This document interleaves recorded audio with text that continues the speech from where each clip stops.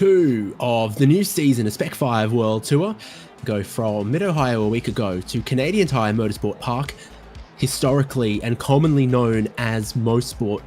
Very high average speeds around here, great slipstreaming opportunity in the MX-5 Cup cars that make up the Spec-5 World Tour. Thank you for joining us as we bring you live coverage of qualifying and then the race here on HJBC for this new season of Spec-5 World Tour. David Haynes here with Devin Peters. Devin, I can't help but notice, looking at some of these track facts, suspiciously similar length of racetrack to Mid-Ohio, both of them quite high speed, but I think a little quicker around here with that long back straight as well. Yeah, you go back to 1960 when these things were, both sort of showing up in the world. I think we were 61, they were 62, but they're both pretty fast tracks for the time.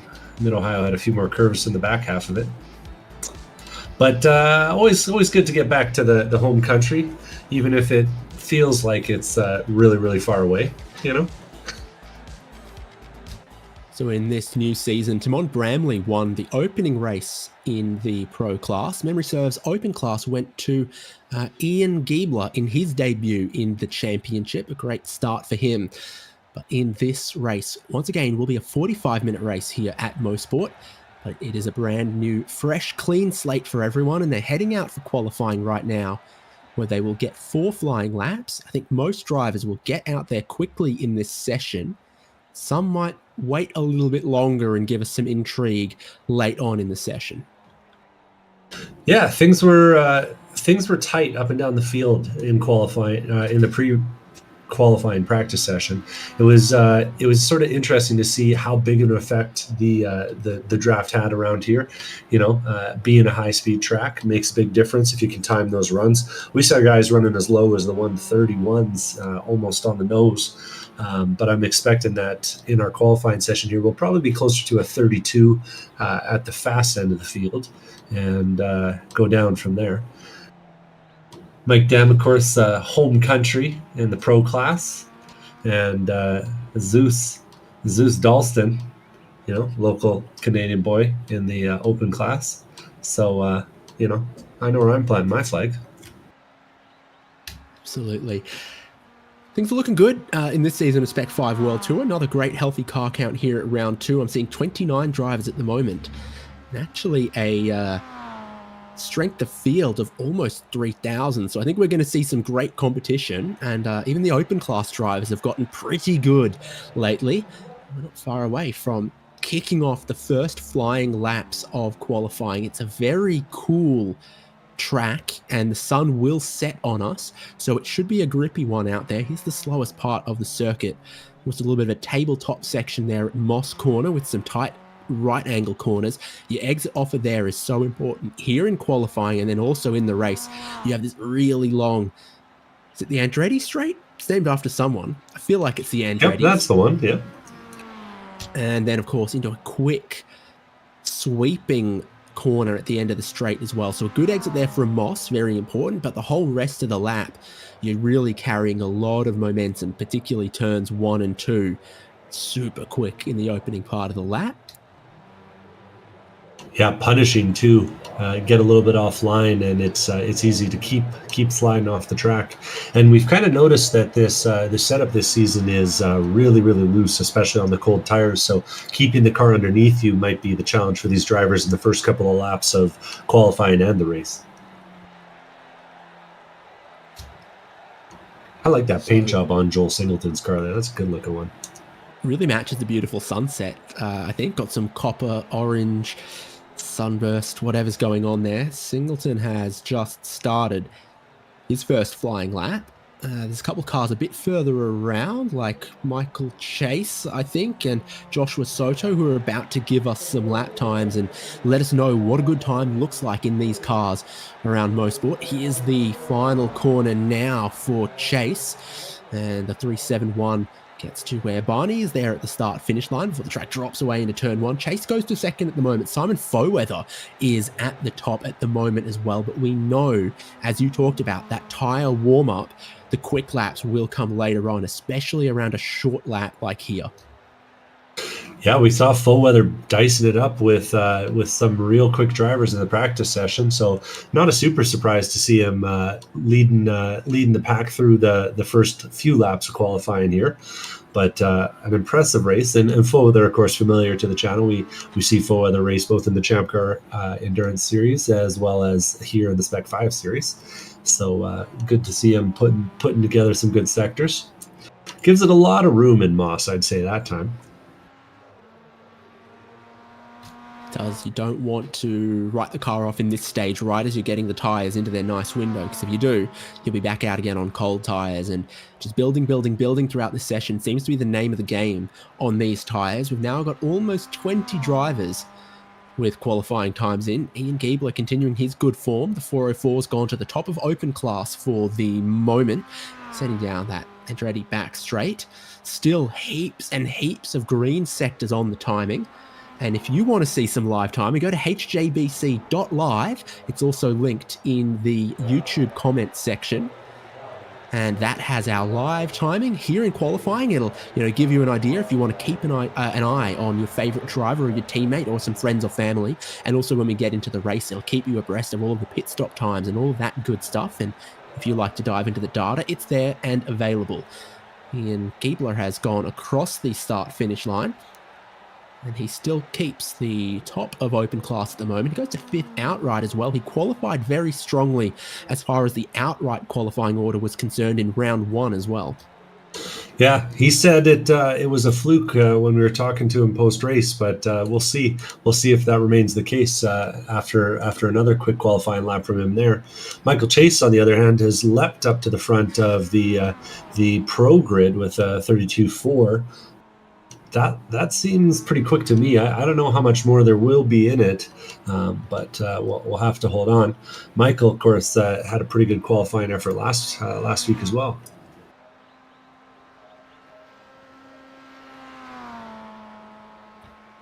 He's going for a little bit of improvement here. Ronnie Coates has the purple first sector.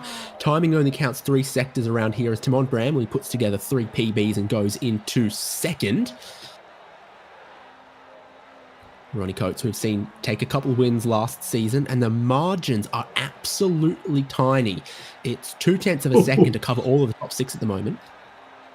Ronnie Coates says, take that back. Oh, and Simon Fullweather goes and does one better. 32.1 across the line. And all of these drivers have got one more lap to do, now starting their final lap of qualifying to put it all out on the line. A driver who's out of sync with them, though, Mike Dam, only just starting his 3rd flying lap, and he's in 3rd, so he's got more laps, more opportunity to keep improving here. Things are looking good for him, and the times are tumbling as Rui Coimbra goes to 2nd.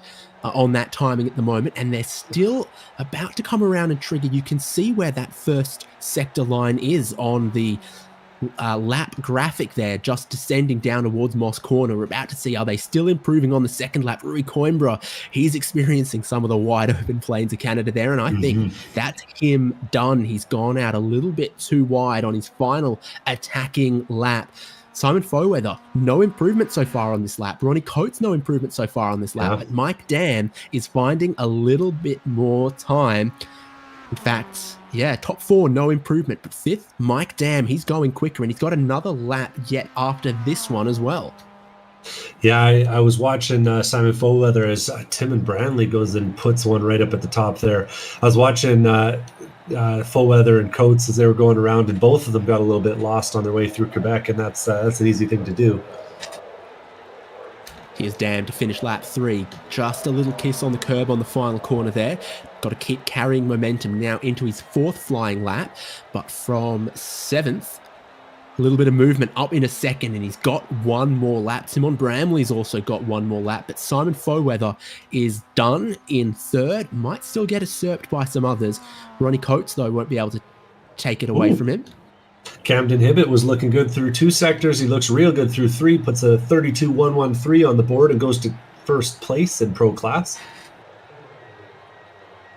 Open class is still Ian Giebler. All his laps are done. Jose Gonzalez in second is done. Josh Olsen in third is done. And Mike Dam sets a purple first sector. He's on a flyer on his last attack here. Moss corner, he's got to get this well. And then realistically from here, once you're onto the back straight, the Andretti straight, there's only that complex of corners at the end of the lap to worry about. You've done more than half of the work at this point. You're up to the first sector. You've got to get all the way over hill and dale down the back straight here to that second sector before we know if this could take pole away from Cams and Hibbett, if he can get in front of Timon Bramley. At worst, I think he's going to start third, but this lap could be magic for him. Yeah, we'll see if the 15-year-old can hold on. Mike Dam, though, is flying through there, puts another green sector on the board in the second one. I'm looking forward to this. If he keeps it tidy, he's on track for pole position on home turf in Canada. Mike Dam out the final corner to the timing line, sits third at the moment. And this lap with a purple final sector takes him to pole position. He blows them out of the water almost 3/10. There was a time in this qualifying session when 3/10 would have covered your whole top 10 of cars. There is a few drivers, though, out late in this session who could still get themselves towards the front row. One of them here, David Stabe. Stop. I did it again. You did it. No, I was Target just gonna... fixation. It was like the one pronunciation I need to avoid, and I hit it. I drove straight into it. Yeah, no, Staub's coming off, I think, a fun weekend over in Super Trofeo in the real world. Now driving something with a little bit less horsepower, but probably willing to slide it around just as much as he is the real thing. We'll see what he's able to do with a couple of laps here on the back half. If you got any sponsors you want on your car, make sure they get some screen time. Making sure that you're 5 minutes late getting into the qualifying session is always a good way to do it. Yeah, it doesn't. So he's completing his third lap at the moment, and he'll jump from 16th to... No, it won't improve on that third lap, and he'll stay in 16th. So it all comes down to his final lap, lap number 4. Odyssey Adams is on his 4th lap, but not improving by the looks of things, practicing his pit entry. That would do it. Definitely a good thing to practice at some point before we get to the race, where there will be one compulsory stop within the fuel window. So then you've still got... nope, Michael Coates is done. It's really just Andy Kosick and... Yeah. Stabs out there for another one. And I think Kosick's actually finishing up his lap here in that minty fresh car. I looked at the laps to the stint column, not the laps completed column, and that's been thrown off by the fact that Andy Kosick has been through the pit lane already in this qualifying session, which most drivers normally don't do unless they have an accident and they find some of Canada's finest guardrail, like at the at Moss, if you get the braking in wrong there, or maybe if you push the track limits a little bit too far. In turn 1, sometimes drivers sort of breathe out a little bit in the middle of the corner, make a double apex, but if you diamond out too wide and you touch a tiny bit of the grass, there's no grip. So how's this looking for the driver of the 36? Still no improved sectors here. Yeah, I'd say clean, not fast. And I'd note that we are getting a little bit of shade here on track, but I think it's come just a little bit too late for Staub. Stabe, you did it to me. And he's not managed to improve on the final lap. So he'll limp that thing back around to the pits and take a nice little break here. And I think that about does it for our qualifying today. Yeah, that's everyone I could see, with still technically 2 minutes left on the clock. I don't know if it'll quite advance. Still a couple of drivers on the circuit, but no one is going to be able to take pole position away from Mike Dam, and he'll have the front row for the rolling start shared with Camden Hibbett. Behind them, Timon Bramley and Simon Foweather. Ronnie Coates and Rui Coimbra are row number 3. Joshua Soto and Odyssey Adams, row number 4. And then the 5th row is Ken Copeland and Michael Chase. All pro drivers in the top 10. You look at their car numbers and you can see who our league supporters and donators are, and they get some nice little perks when it comes to track voting. They get some little perks as far as the car numbers, and they keep the league and the broadcast running. Yeah. Heading on down into the second half of the grid. 11th place, we got Jordy Fike, Trevor Roy in 12th. Our first open driver is actually Joel Singleton, managing to pip Ian Giebler for the lead of open class in 13th and 14th, respectively. Mario Norris in 15th, David Stapp in 16th. 17th is Jose Gonzalez, Michael Coates in 18th, 19th Heath Threm, 20th Brian Shabelski. 21st, we got Lee Martin in open. 22nd, Josh Olson. Nick Rice Puto in 23rd. I'd say a little bit out of position from what we've seen out of Nick in the past. 24th, Greg Mack. 25th, Tom Sanders. 26th, Tom Aton. Zeus Dalston in 27th. Tim Wire in 28th. Andy Cossack in 29th. And Charles Vaccaro rounding out a 30-car grid for today. And I'd just like to point out, outside of Mike Dam, with a 31, we've got from second place all the way back to 24th qualifying within 0.8 of a second of each other. I'd say it's anyone's game tonight. Yeah, and if you want to count it a different way and you ignore Mike Dam completely, from Kansan Hibbert in second to Tim Wire in 28th is less than 1 second of lap time around here in this qualifying session. And so the lap times, the pace is very close between all of our drivers, and it is prodigiously fast around here.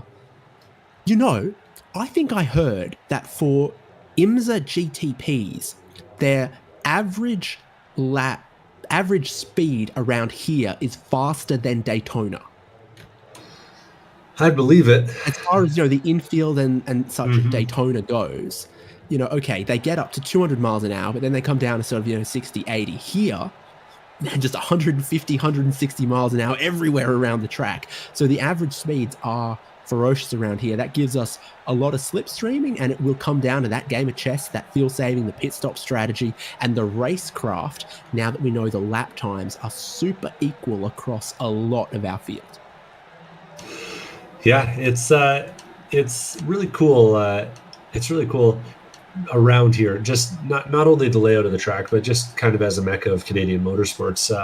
I got to say, it's the Canadian Tire Motorsports Park now, and with respect to the Mosport name, the Canadian Tire folks actually do a lot for racing in Canada, kind of behind the scenes. Canadian Tire, for those folks who aren't located in Canada, is actually one of the big hardware stores we have down here, and the folks that own that use their sort of vast shipping infrastructure to actually transport go-kart tires and racing tires all across the country. So it's kind of a neat little intersection, and I don't know, kind of a part of the tradition of racing that we have up here in Canada, of road racing, that is. Anyway, weird stories about Canadian logistics aside. Because Kansan Hibbert was the only driver not on the grid. He is now. We get a full, but hopefully pretty rapid formation lap around here. Again, a little underneath 2.5 miles for a lap of the track. Does bear saying, we are in only the second race of the season, but pretty clean race last week. So no penalties to be served, and only a couple of penalty points that were actually handed out. Just double checking my notes here, see if I can figure it out. I want to say only 2 penalties handed out in the last race. So pace car's doing 60 miles an hour, which will get us around here pretty lickety-split. And then they're all going to have to pack up very nice and tight for the final couple of corners as they snake their way through there. And then Mike Dam, as you can see, from the driver's perspective in the right-hand lane, so the pole sitter gets the inside into very fast sweeping turn 1, and you rise over the crest, almost blind into turn 2. And I've seen many a first lap incident happen around here. It can be a little blind through there, and the cars will stay side by side traditionally through that turn 1, as flowing as it is, into a very flowing turn 2.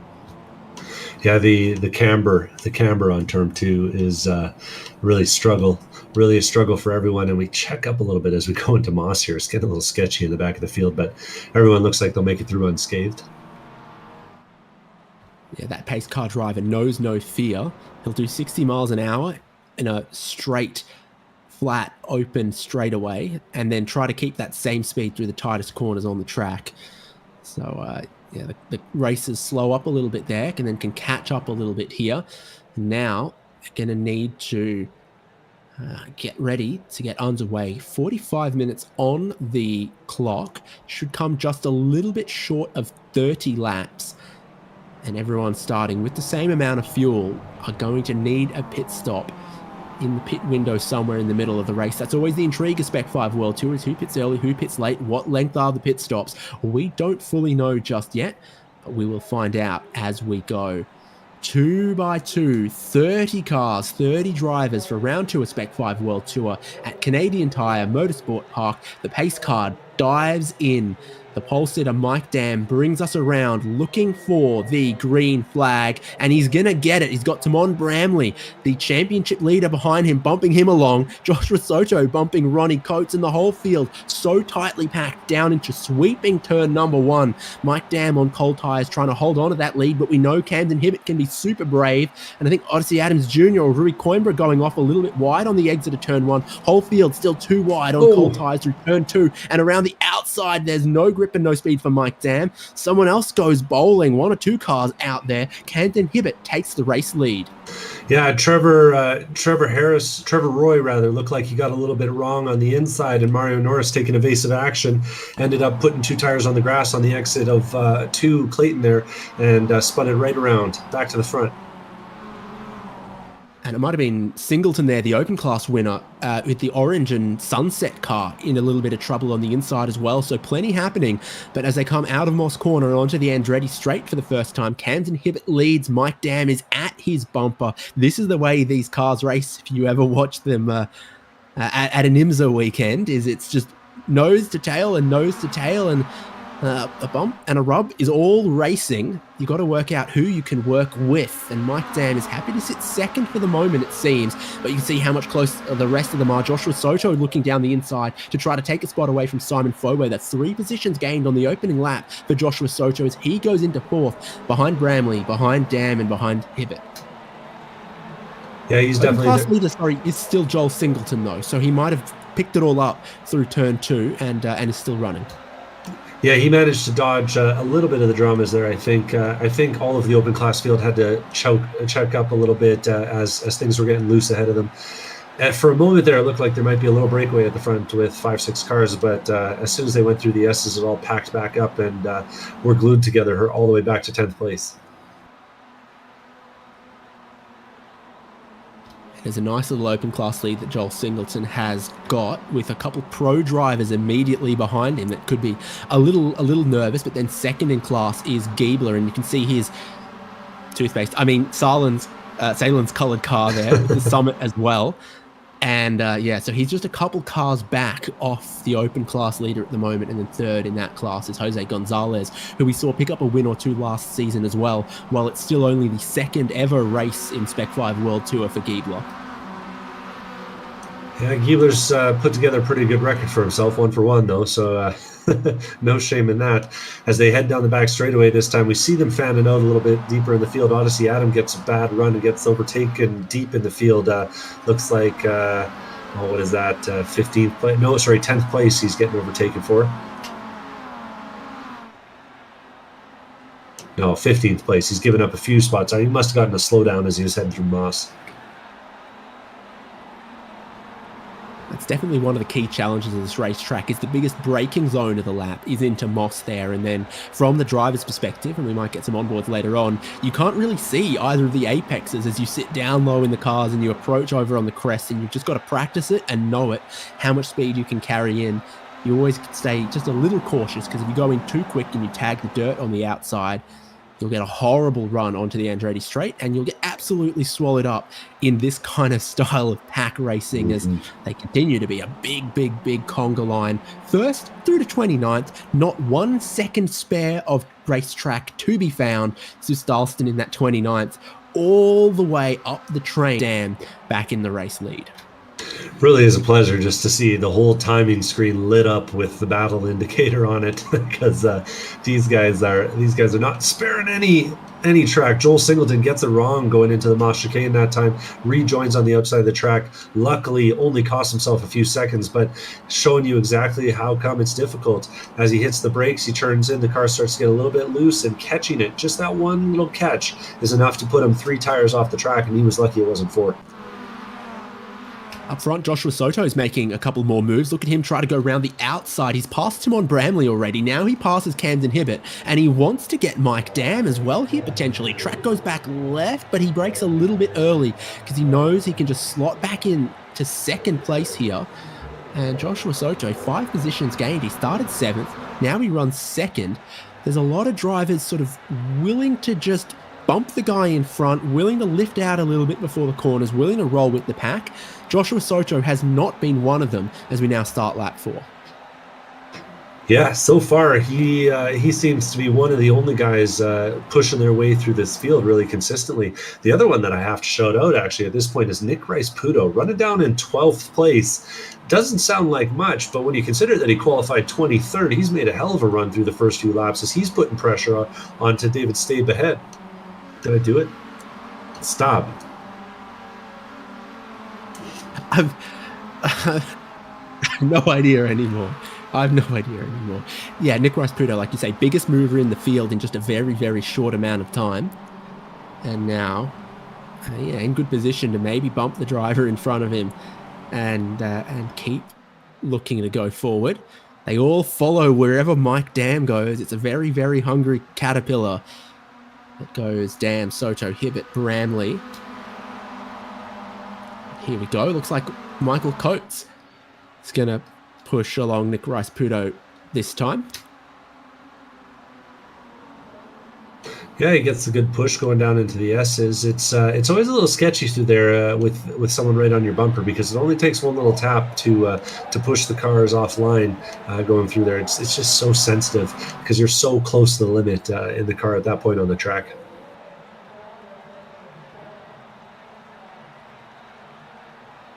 So still a while away from the pit window opening, but I think the way that the pack racing is going at the moment, I don't see a whole lot of need to look to pit early. I think, if you're going with the pace of the race leader, why would you?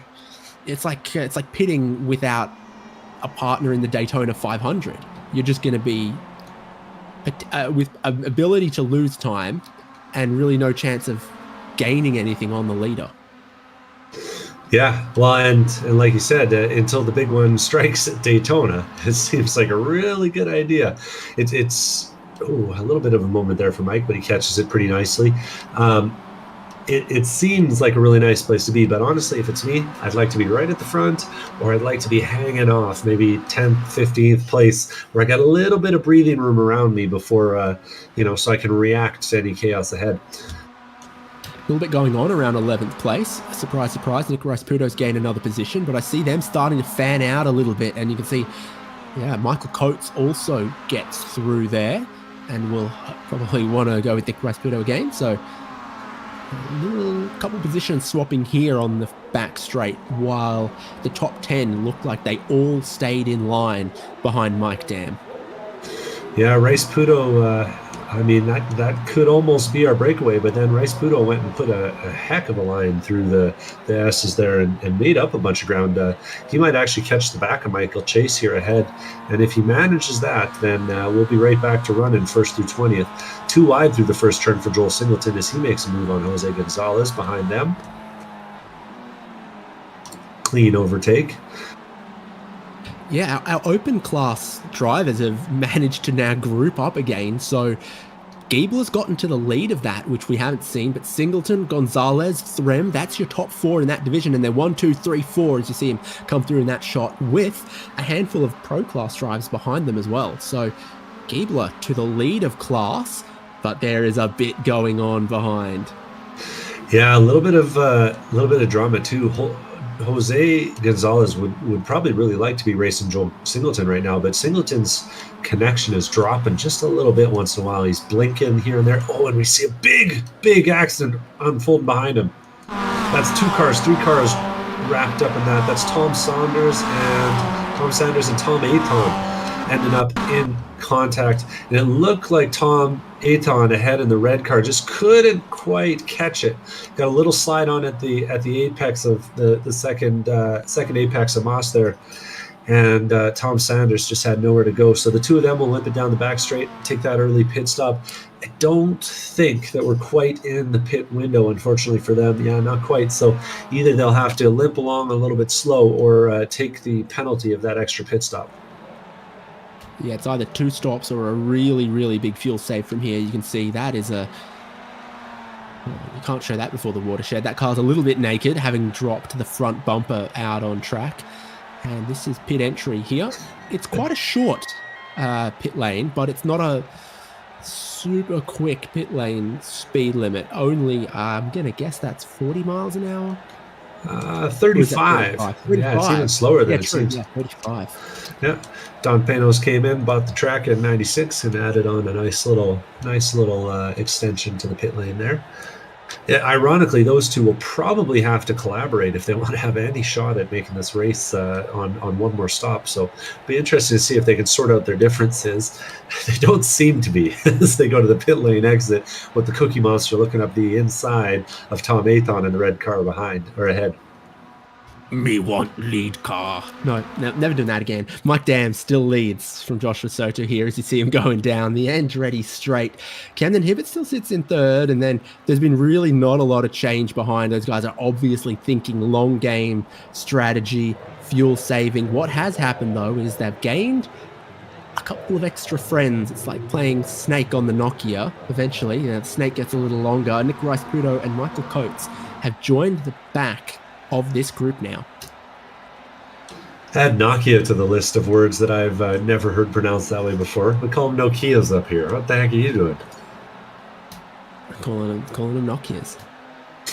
I'm riding along though, listening to Mike Dam, and I will say I haven't detected much, if any, lifting from him. As I watch him go around here, and this is a track that's a little bit tough to fuel save on with with how much of it is just foot to the floor. Yeah, it's a little bit curious.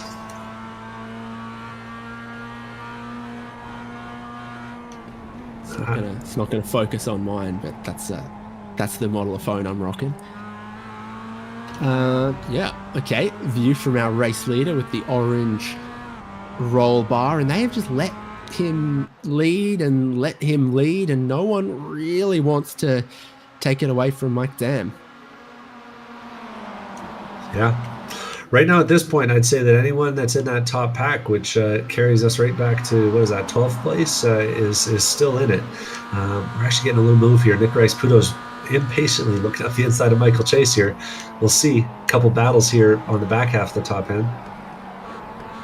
Yeah, Rice-Puto making ground. He was 11th when he caught this train. Now he's gone to 10th. Next car in front of him is Geordie Fike, and then got Rui Coimbra.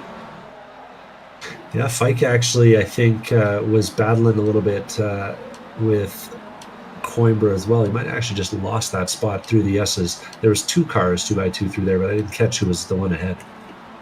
Oh, big moment for Camden Hibbett at the lead. That was 3rd place for Camden Hibbett when he was going over the hill.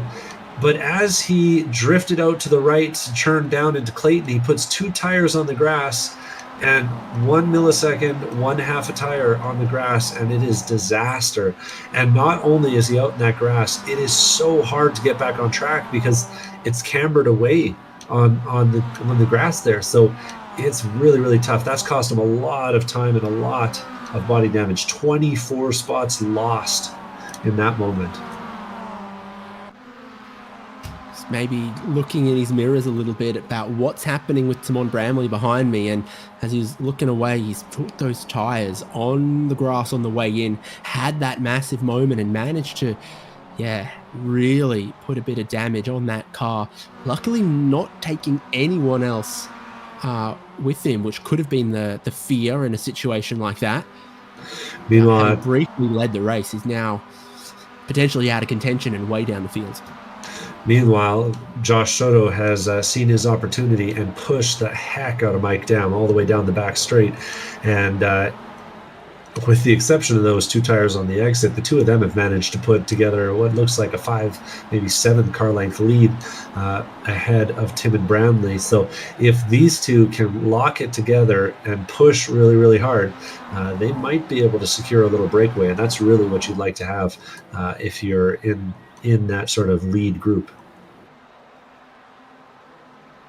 Yeah, can they keep this going? Can they make it a 2-driver breakaway?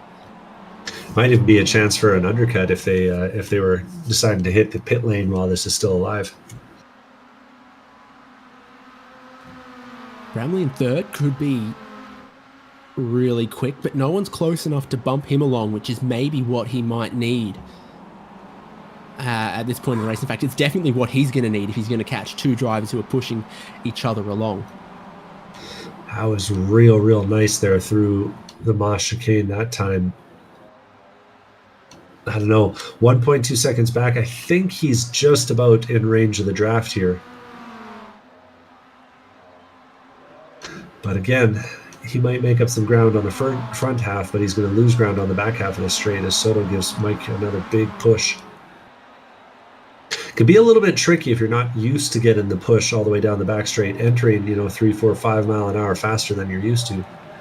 And it looks like they don't opt to dive into the pit lane, so none of my team strategies are panning out here. Super touch and go if they can get away with this, because once again, it's sort of 1.1 seconds between Soto there to Timon Bramley, and now it's underneath 1 second. Bramley's had a very good turn 1, carried a lot of speed up, and he is closing this gap down through the opening part of the lap here, where you've got, turn 1, turn 2, turn 3, big sweeping corners. The slipstream's not so strong, and if he can take a good line, he can get close. It's all about the Andretti straight, where the push and the bump, and maybe Dam and Soto could get away. Now it kind of looks like it falls on, can Simon Foweather go with the leaders? He's now in 4th, with Bramley in 3rd, closing this gap. Yeah, he's trying desperately to hold on to Bramley, and Bramley has another really good corner, makes up even more ground through the hairpin there. I think he's about in the draft range now. So the real question, like you said, can Simon drag that pack behind him up? He's fallen into the clutches of Ronnie Coates a little bit behind him. Well, I think it falls upon Ronnie Coates to now try to push him. And it looks like it gives him one little hit, but he's got to be closer and do it a little more if he's going to put Foweather up towards the next group. I'm confident Foweather can do it on his own, but there are some drivers behind him that could help him as he pit. Interesting, super interesting decision from Simon Foweather to pit early from that 4th place. He's in. No one else looks like they would do it strategically without damage. He's just about, he's the first driver to select to pit, not be forced to because of damage. Now, interestingly, Camden did take a pit stop within the fuel window, so he's definitely lost some time from that little excursion Camden has. And we've got a couple other takers here too this time by. That's Brian Shabelski on the lane. But I think Simon will come out with a pretty significant gap to Camden, so he'll be running all alone. I wonder if the undercut will be worth that much, especially without a drafting partner. Back at the front, things are looking a little spicy. Nick Rice-Puto's trying to put another move on Roy Coimbra ahead. Nick's all the way up to 7th now with a little bit of help from Foweather taking that pit stop. Definitely the hard charger, though, up 16 spots since the start of the race. You can see the packs forming. There's your leading 3. Then over the crest comes this next train, now led by Ronnie Coates. Ken Copeland behind Rui Coimbra. Nick Rice-Puto, like you said, up into 7th. Hoping to make this train go forward, but it looks like we're going to see a move here, or at least a look from Ken Copeland to go around the outside and lead this group. Nicely done. See, but he's going to do it and get nicely back to that racing line. Exactly. A couple of drivers pitting. Maybe he knew that was happening. They're going to try to cover off Simon Foweather. Ken Copeland goes through into 4th as Ronnie Coates and Nick Rice-Puto pit together. Scratching my chin right now about that one. Yeah, I mean, we did see the power of an undercut last week, so I wonder if that's sort of rattling around in the back of these guys' minds. Um, curious. Simon Foweather coming down the back straight, and he'll be really happy to see a couple of names coming back towards them on the relative screen.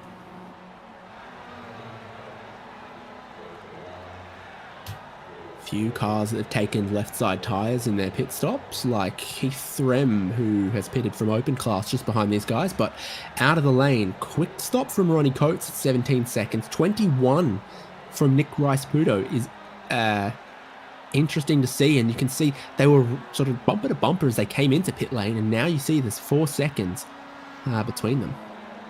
And interestingly to me, Foweather's kind of lost ground to both of them. I thought Foweather was running ahead of them before the stop, and he's even further back. I guess a long stop out of Foweather, relatively speaking, but shorter, I guess, shorter overall though than Nick Rice-Puto. So maybe the undercut isn't quite all it was cracked up to be. And I think Foweather did go left side tyres as well, and I don't think they've come in particularly quickly, and off the track on the outlap. Nick Rice-Puto made up so many positions in this race. He's pitted early, and now he's had a mistake on the outlap at Moss Corner. Really easy to do. That corner just baits you. It makes you think, I could go deeper in the braking zone, and nope, a little too deep, and he finds the grass. You could see how squirrely the car was on the new tyres in turn 3. But then he comes into Moss Corner and overdoes it there as well. Ken Copeland pits, so no one wants to run in 4th. Simon Foweather was 4th, he pitted. Then Ronnie Coates was 4th, he decided to pit. Ken Copeland had 4th place, and he has decided to pit. Then in the background, Zeus Dalston pits from the open class, where we normally want to give some attention, but it's been difficult to do. Like Singleton might be having some problems, and now Ian Giebler's gone back to the lead of that class. He was in 2nd, Ian Giebler, Jose Gonzalez in 3rd. Something's gone wrong for Singleton. Yeah, I'm having a hard time finding him. What's Here's why.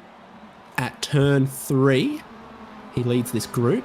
He gets a lot of apex curb. He goes wide and he finds the grass, and then you're an absolute passenger into the wall. Oh, and you know, the car's really not handling right. He's struggling down the back straightaway. He couldn't get a turn to the right for Moss. This is costing him all kinds of time. Oh, big drama for the open class leader. Too aggressive on a curb. Found the slippery grass and ended up in the wall. Now, Giebler leads from Gonzalez right on his tail, and Greg Mack becomes 3rd in class for the moment. We've kind of at a moment where half the fields have stopped and half haven't, so it is a little difficult to dive into who is maybe provisionally on the podium in open class. Everything we've seen from Pro, though, is that stopping early hasn't helped, so I think the cars that have stayed out might still be in the best position at the moment. Yeah, certainly as we see that Singleton managing to make the pit lane now, costing himself a lot of time. Certainly the lead pack of 3 has got to be the favorites at this point. Mike Dam and Josh Soto holding on to a slight gap over Tim and Brownlee, but not enough that you'd say that Brownlee's really out of the picture here. And that breakaway has managed to really solidify itself nearly 4 seconds back to Roy Coimbra, Michael Chase, and Jordy Fike. And Jordy Fike actually had a bit of a battle here with Michael Coates, who's trying to go around the outside. Fike really put the squeeze on him into the S's, but Coates uses that wide line, uses the upper ground to take the corner by the apex. Nicely executed. Fike pits in. Things are looking good for our leading 3. You can see Tom Eton on the pit lane for the 2nd time there now. Yeah. Come on, Bramley, he's got them. They were pushing, Soto was pushing Dam on the Andretti straight last time, and their lap times are looking very, very good as well. Some lap times in the 131s, 132 flat from all three of these leading cars at the moment, and they have worked out to 5 seconds clear of the next pack, as whoever was leading pack number 2 always seemed to want to pit for whatever reason. Yeah, it's definitely helped. It'll be really curious to see how the overcut undercut goes, though. I think these guys are going to come out and be well ahead of the guys behind. Yeah, I think so. As Fike ran longer, we just saw him pit, and he's come out second of the cars that have pitted, ahead of some guys that looked much quicker potentially, or were running higher in the earlier stint. Like, he's ahead of Foweather, who stopped early. He's ahead of Rice Puto, who stopped a little early. So for Shorty Fike, running long, running with the group, seems to have gone well. Lights have flicked on the cars here as we tick closer to 8 p.m. in the simulator, and the track is staying cold, 68 Fahrenheit. So cold and fast out there. And if we're honest, I haven't seen actually a ton of drop off in the tires. So I do wonder if this might be one of those races where just no tires at all might be the strategy, just to keep the heat in them with how cold it is out there. And once you've gone this far into the 45-minute race, we're approaching only 20 to go. You think, I'm not going to have many laps to bring in and then get an advantage from a new set of tires. So if new tires was a thing you thought you wanted to do, I guess that's why you would stop early, to give you, a larger window to have your investment earn dividends. This is not financial advice. Do you guys have that kind of disclaimer too? Oh yeah, absolutely. Advice provided by HJBC should not be considered financial advice. I'm actually checking out this little open class battle that's sort of forming up here from about 12th place all the way back to 14th place, with Andy Cossack hanging around there in the background. But Charles Vaccaro, Tim Wire, and Josh Olson are kind of getting real close together here. Wonder if any of them will have a chance to make a move. Mosport kind of notoriously a track where it can be a bit tough to overtake. Really got to depend on sort of traditional racing, putting pressure on the guy ahead to make the moves happen. Yeah, it's the end of this straight where the slipstream makes overtaking most possible, but then it's not a big braking zone at the end here, especially in these cars. No brake lights.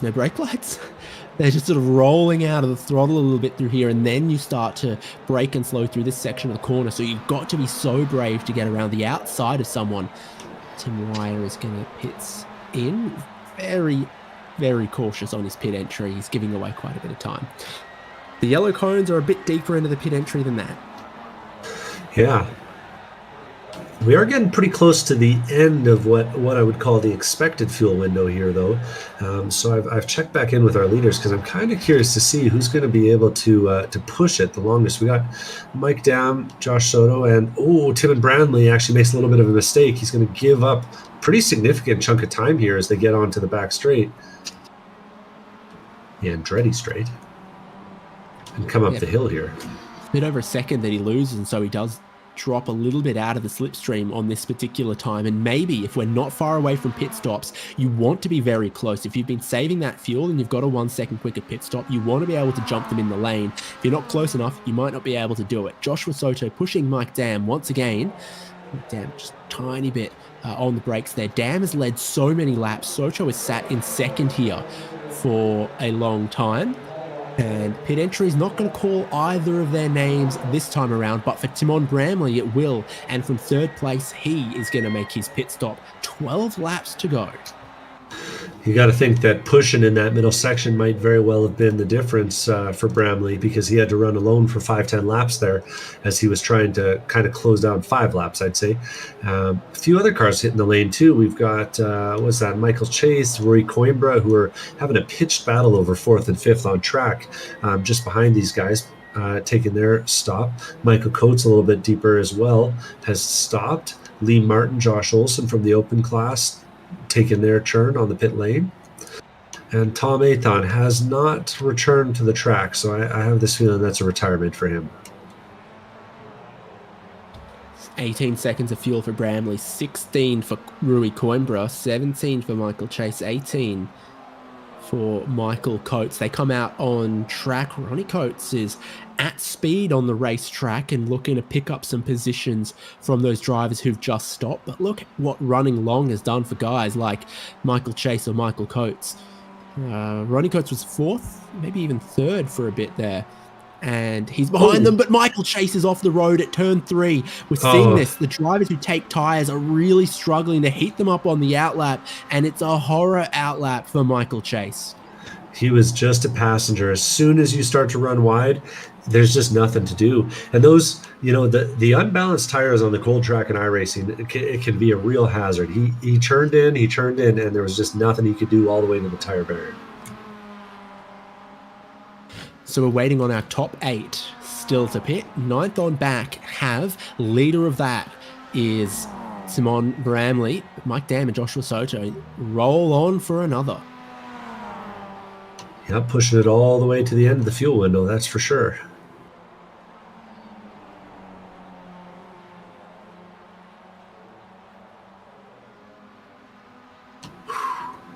So Michael Chase now, after that, circulating in 19th place on the track. Still a few pit stops to go ahead of him, but yeah, that's not what he'll have been looking for. It's really hard to get a bead on who's where with the overcuts kind of coming into effect the way they are.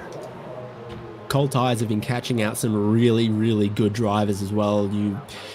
Nick Rice-Puto, I saw on his outlap, he really had the same moment, and now it's going to catch. Giebler gets caught behind, going around the outside of them. Coimbra, I suspect it was, and Odyssey Adams, the 22, has a problem. Yeah, Odyssey gets it wrong and ends up facing the wrong way, and Ian Giebler has nowhere to go and gives up spots critically to Heath Threm, Jose Gonzalez. That went around the outside. Oh, and we got another wrecker on the pit lane as Mike Dam and that was Mario Norris that was wrecking, but we got Mike Dam and Josh Soto taking the pit lane, but Josh Soto is ahead. Whoa. Yeah, big incident here. Okay, so who is he battling? It's either Singleton or Roy. Looks like he's got Mario Norris up the inside. Singleton's crossing him over. And then, yeah, that's Mario Norris gets it wrong, bounces off the wall. Meanwhile, Josh Soto's timed the overtake perfectly on the Andretti straight around Mike Dam. And the two of them dive for the pit lane this time and really close up under braking. And absolutely neck and neck coming off the pit lane, but it's at the pit lane speed limiter with a bit more momentum for Joshua Soto, who goes ahead of Mike Dam. Still need Jose Gonzalez, Ian Giebler, Andy Kosick, and Odyssey Adams to stop, but I dare say Joshua Soto right now, your race leader, and he has a moment on the outlap, catches the grass, he spins around, Mike Dam goes back into the race lead, Soto in the grass, facing the wrong way, comes back onto the track, but Bramley will pass him. And here comes, I think, who was that to take a spot off him as well? Rui Coimbra? Yeah, now here comes Ronnie Coates and Michael Coates, and it's a costly outlap mistake, and the first mistake we've seen from Joshua Soto this race. Oh, and that's a real heartbreaker. Racing through the hurricane and everything. Oh, but it's so easy to do, like we've been saying this whole time. 10 minutes to go, 12 minutes to go. Soto's out there on the grass again, trying to hold off Ronnie Coates and Michael Coates, who are on those much more comfortable, much warmer tires at this point. Yeah, the outlaps are lethal. Ronnie Coates gets side by side, and he's looking for Michael Coates to push him along, and Joshua Soto will get hung out to dry here on the outlap. And there comes the train. Jose Gonzalez stops, Giebler stops. I suspect we'll see Andy Kosick and Odyssey Adams as well, and then everyone will have stopped, and we'll know where we stand and who's doing well in the final stint here, but definitely it's Mike Dam's game to lose at the moment after that drama for Joshua Soto, who's off the track again at the final corner. Yeah, I just really can't seem to get a handle of that thing right now. So as they shake out across the line, it looks to me like we've got Mike Dam, Tim Bramley, Roy Coimbra, Ronnie Coates, Michael Coates, Josh Soto, Jordy Fike, and Simon Foweather and Nick Rice-Puto. Rice-Puto doing pretty good on the recovery drive after his incident earlier. David Stab rounds out the top 10. Yeah, to be back in 9th and still 14 positions gained in this race for Nick Rice-Puto after what we saw happen for him on his outlap. Very, very strong recovery there. Seems like working together, Coates and Coates. Coates and Coates. Yep. Coates like and that. Sons. Yeah, they've got a lot of speed working together, and they could very well catch Rui Coimbra for a podium here because he's only 2 seconds up the road, and they are working together like a great little duo. Open class, Jose Gonzalez, we saw him get around the outside of a spun Odyssey Adams? And Ian Giebler? No, I'm getting the names confused. Something like so that, many yeah. not a team cars in red, throwing my brain for a loop today. But yeah, for Gonzalez, great avoiding maneuver, very heads up, gained him some time. He leads class from Giebler and Greg Mack at the moment. It is really interesting to see how much Soto is struggling on these tires. He's now got I'd say a 2 second, nearly 2.5 second gap to Michael Coates and Ronnie Coates ahead. So those two, putting that experience to work, working as a team, and just gapping what was for a minute our leader. Yeah, Geordie Fike is the car behind that's caught him by over a second on the previous lap. Now within the slipstream of him and Rice-Puto. Oh. And actually, kind of looks like 2 incidents in one. He spins the car. Oh yeah, he spins the car on the exit of turn 1. And you'll see it here. Just passenger once the thing's sideways. But then once he's on the track, he's stuck facing the wrong way, and he has to back it into the wall to get the thing around, and then has another incident as he's trying to get it going. It ends up in the pit lane. Looks like that was a little bit more damage than he expected. I think he knocked the toe out of it. It's not driving straight after that, and he knows it. Him and Charles Vaccaro have also had some incidents. Back on the live pictures here.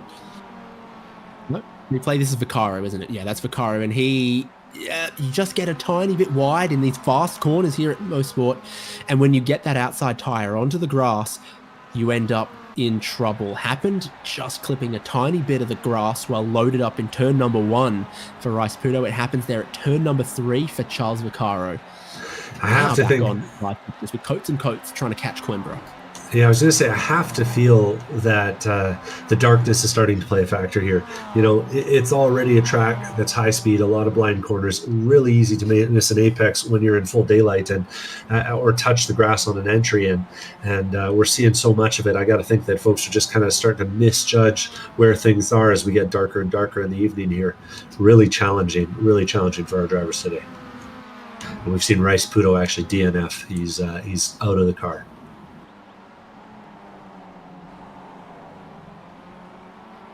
So Coates and Coates, as you said, chasing down Coimbra. That's the battle for the back of the top 3. Tim and Brownlee is still fighting to try and make up some ground on Mike Dam. He's managed to pull 2/10 out of it on the last lap, but he's going to have to do better than that with a few seconds between them, nearly 3 seconds at this point. He'll be hoping for a mistake from Dam because he's going to need one with only 5 laps to go at the line this time by. As far as the clean air pace has gone, Bramley has been very, very quick so far in this race, remembering that he closed that gap up to get to Dam in a previous stint. But it's just, time attack stuff. Dam versus Bramley now, where Bramley needs to find 1.7 seconds. And I'm not sure Dam is very easily at all going to give that away in the next 4 or 5 laps. Yeah, he's got the hopes of a nation riding on his back today.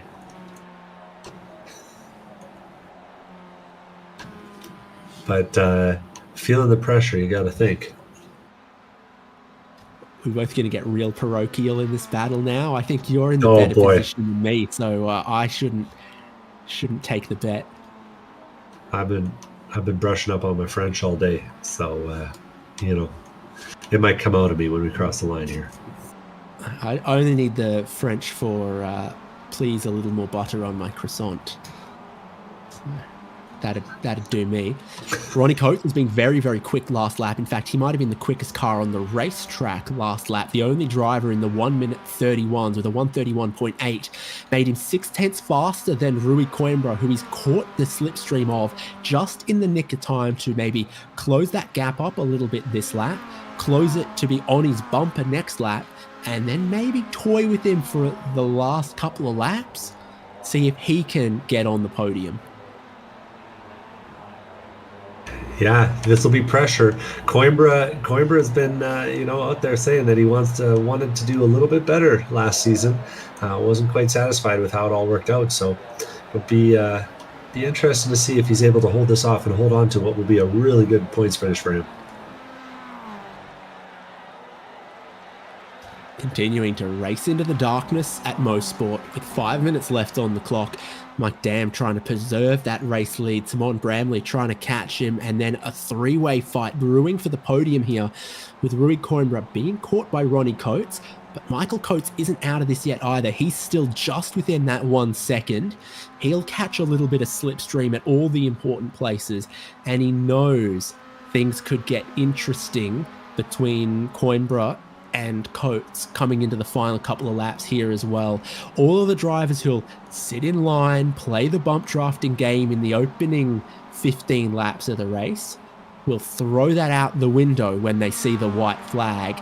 And they still need to be careful. Joshua Soto getting back into his element there in 6th. The last couple of lap times for him have looked respectable, like he's found the balance of the car and found his confidence again after nearly throwing it all away on the outlap after his pit stop. Now, let's not forget about our open class field. Things are pretty spicy at the front there. Jose Gonzalez has a nice little lead, about 4 seconds between him and Giebler behind, but Giebler has the advantage of having a real quick Camden Hibbett ahead of him, who he's able to bump draft with, who might have just enough to be able to drag them there. Giebler, though, has to keep an eye on his rearview mirrors because he's got Greg Mack right behind him, putting pressure on him for the second place on the podium there. So not all said and done yet in the open class, and definitely going to have to keep an eye on that battle on the way out. And a shout out to Andy Kosick, who's currently our hard charge of the race, up 14 spots, currently running in 4th in the open class in that Minty car behind. Pretty got to be feeling pretty pleased with how that's turned out for him after qualifying pretty deep in the field. Favorite mint related things? I'm thinking mint choc ice cream. I'm thinking it's got to be the after 8s. Bentley made that whole race car. Okay, yeah, all right. Yep, I'll pay that. Good choice. So he's running 15th at the moment, just a little bit adrift of that battle for the podium in the open class. Ethan Giebler already has 1 win to his name, and a 2nd place would very much consolidate a good start to this championship season for him. Looking at the lap times, we're doing just over 1 minute 30s. There's 3 minutes on the clock now as the leaders are about to cross the start-finish line. It will be just 2 more to go here to make it a 29-lap race. How's the gap between Dam and Bramley? Dam's just holding him back at the moment. Yeah, Bramley's taking 10ths out. He needs to be taking seconds out. He's got to be kind of getting close to the spot where he needs a mistake from the guy ahead in order to really have a shot at this today. Interestingly, though, their lap times have dropped off a little bit, sort of mid-132s from our leaders, while the quickest times on circuit at the moment are happening between 3rd, 4th, and 5th. Michael Coates has caught the slipstream back again, had himself a really good lap with a 1 minute 31.7 to catch Ronnie Coates, who did a 131.9, to catch Rui Coimbra, who did a 132.2. So the accordion is getting a squeeze here in the battle for the podium, and any of these 3 drivers have a chance. We got Heath Threm facing the wrong way in the Moss chicane. He's gotten it a little bit wrong on the way in, and easy to do, puts 2 tires on the dirt. And a few cars had to take evasive action. I want to say that's Mike Dam, our leader, who had to drive around him, and Tim and Bramley too. So A little bit of extra excitement for those two, I imagine. Might explain a slower lap time for them. We'll see what it looks like as they cross the lane. But no harm, no foul. No one gets any damage from that one. Yeah, seen plenty of drivers make that mistake that happens so easily, where you go out a little bit wide Ooh. between the Moss. This is Coimbra trying to hold off Ronnie Coates. Coimbra will hold on to it. This is not the quick way to go racing, though, and it brings Michael Coates back into the equation as well. White flag is waving. Mike Dam has taken it 2.5 seconds ahead of Timon Bramley. Back here in third, Coimbra has a lot of work to do to hold off Coates, and Coates, especially once they get to the Andretti straight. Things are looking good for Jose Gonzalez, leader of the open classes. He takes the white flag 3 seconds ahead of his competition, Ian Giebler and Greg Mack, and Camden Hibbert can't do it. He has to stop for a second time to take a splash of fuel, coming up 1 lap short after his early drama at turn 2. Ronnie Coates looking racy here as they head down over the hill towards the chicane. He's up the inside. Will Reed Coimbra hold it? He does on the way in, and they're going to be all 3 in a line. Who's going to get the good run onto the Andretti straight? It's a good drive from Coimbra, but it still only lets him pull 1 car length, and the slipstream will close that up. Michael Coates can play kingmaker here. If Ronnie Coates pulls out, Michael Coates gets to pick and choose. Do I bump Rui Coimbra, or do I bump Ronnie Coates to a podium here? Ronnie Coates pulls out. Michael Coates follows him. Ronnie will have to go to the inside, but then Michael switches back to make it 3 wide. Michael Coates to the inside here, looking for 3rd place. Ahead of them, Mike Dam is looking for the checkered flag. Timon Bramley for 2nd place, but Michael Coates didn't want to play either of them. He goes through into 3rd. Mike Dam takes the checkered flag for the win at round 2. Timon Bramley crossed the line for 2nd. Michael Coates played them all like a fiddle, and he steps on the podium. Coimbra and Ronnie Coates were thinking, who are you going to sit with at lunch? And Michael Coates has started his own clique. Jose Gonzalez comes around the final corner to take the first place in the open class. Ian Giebler crosses the line in 2nd, with Brian Schabowski and Greg Mack a couple seconds behind. Greg Mack rounding out that open class podium. We did see off screen Heath Threm hit the wall in Moss Chicane again, costing him what was left of his racing position. And it looks like everything else is sort of sorting itself out here. And we're watching a replay of the 21. Was already off Josh track, Olson. Yeah, Josh Olson, who's had a bit of an issue there in his final time around the Moss Chicane as well. Not a chicane. Was Threm already off there, and that's what caught him out? I love it. Great racing up front from Mike Dam. Had to keep the lap times up late on. So look, Threm, get it sideways, and you just got to get half a tire on that dirt, and then Olsen is the next car through, or one of the next cars through, and then he does very, very similar in the dark.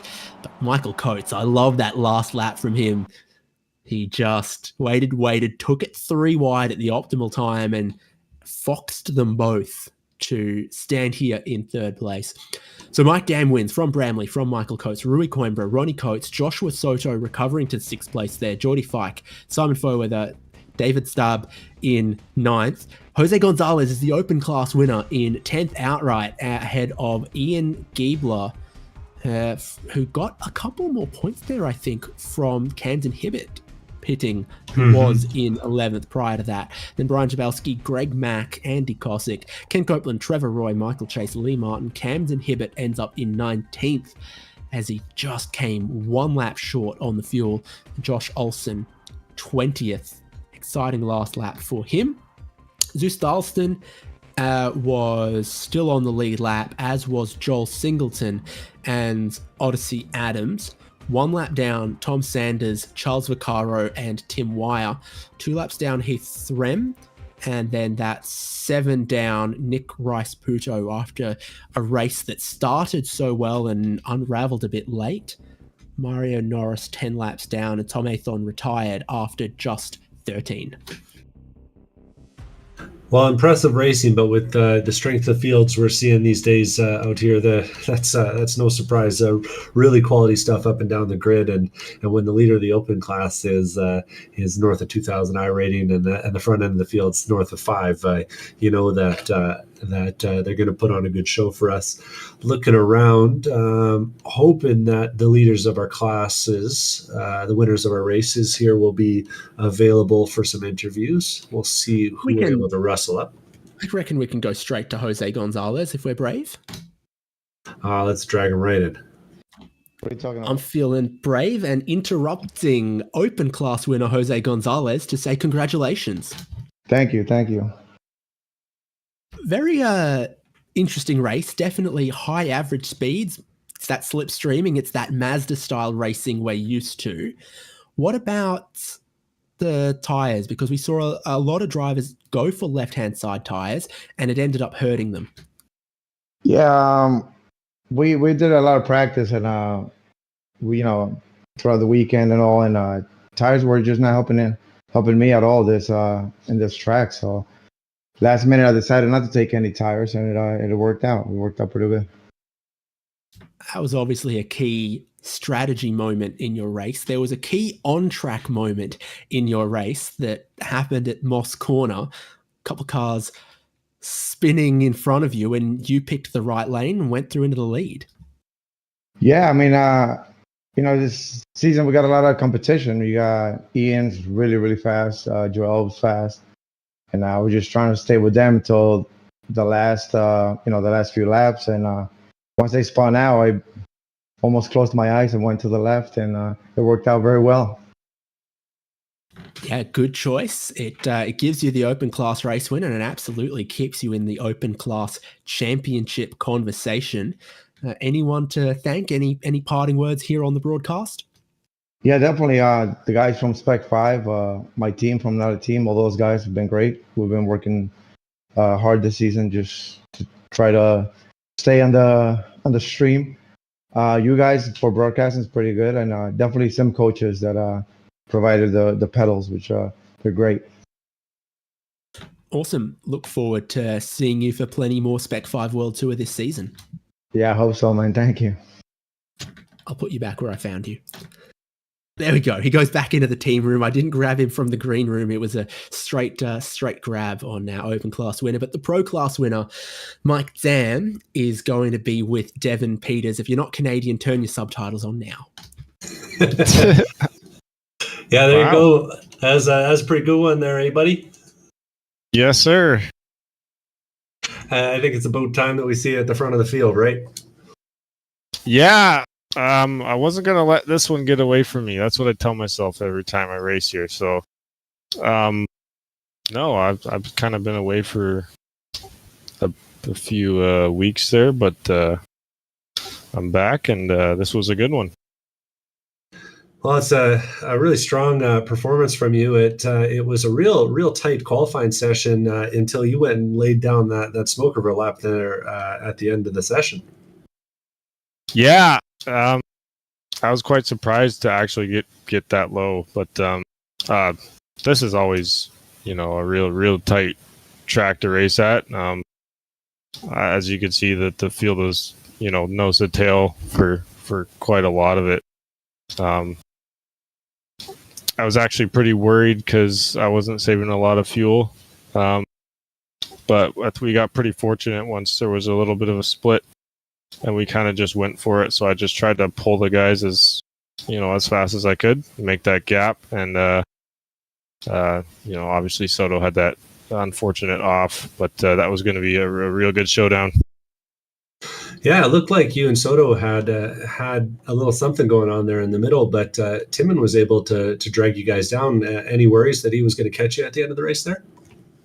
I was pretty confident that I could hold my own, just by the race pace I had, been doing all race. But I was actually a little tight on fuel, so I was, kind of just working the clock and just managing the gap, and it worked out pretty well, so I'm pretty happy with that.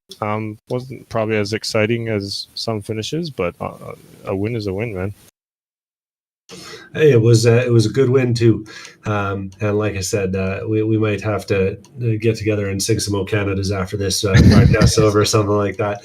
I think my producer might mute our mics if I give it a shot. Oh, but no, good show out there today. Anyone you need to thank for the performance today? yeah, just all the guys in the league. My teammates at Orion, Frank at Rigmotech. Use a lot of his equipment, so thanks to you guys for broadcasting as well. Always a pleasure, and it's even better when a Canadian's on the podium. Awesome, guys. Thank you. Great to hear from our class winners from both classes. In open class, Jose Gonzalez takes his first win of the season. Mike Dam takes his first win of the season in pro class. Really, really great race once again from Spec-5 World Tour at Canadian Tire Motorsport Park. Next week, we head to Sebring International, so it'll be high speed and slipstreaming, but it might be just a little bit bumpier. Join us here on HJBC for that one, wherever you're watching. Like and subscribe. Please do subscribe to our new channel. That would actually be seriously, genuinely helpful to us. And we will see you next week for more Spec-5 World Tour from Sebring. I've been David Haynes with Devin Peters, Michael Derby producing. Bye-bye.